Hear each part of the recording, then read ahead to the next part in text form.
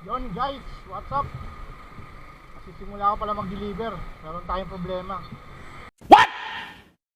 Client na hindi natin makontak. Nandito tayo ngayon sa Mesa Residence, Mesa 2. Kanina ko pati tinatawagan eh. Try uli natin. Sana mag-ring na. Ang hirap ng ganito. Mag-aantay tayo dito. Ayun o. Hindi siya makontak. Problema ko dito, wala pang unit. Sana kung may unit sana eh, mailagay ko lang sa mailbox niya. Laban na yan. Hindi ako pumunta rito para makapag-away. Pero wala eh. Antay-antay lang tayo guys. Mamaya na makontak. Text ulihin natin si ma'am.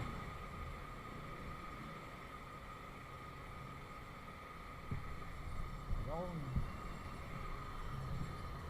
Nasaan ka na ma'am? Nandito na ako sa baba. Tawag uli. Bawal pa naman mag-iwan sa lobby.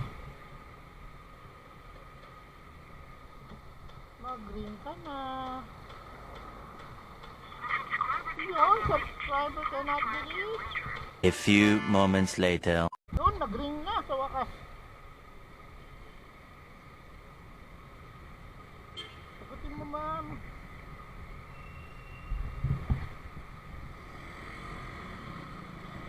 Hello ma'am, good afternoon po. Hello. Smart meal po ma'am, dito na po ako sa baba. Sige pa. Salamat.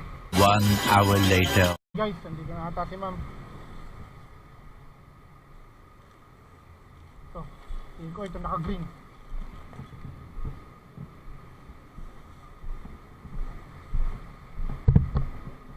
Ay ma'am, Ma'am Maria ma'am. Oh my God! Wow! Yung makontak kanina ma'am. Pagka ano ma'am, kung okay lang sa inyo, bukas ba yung mailbox nyo?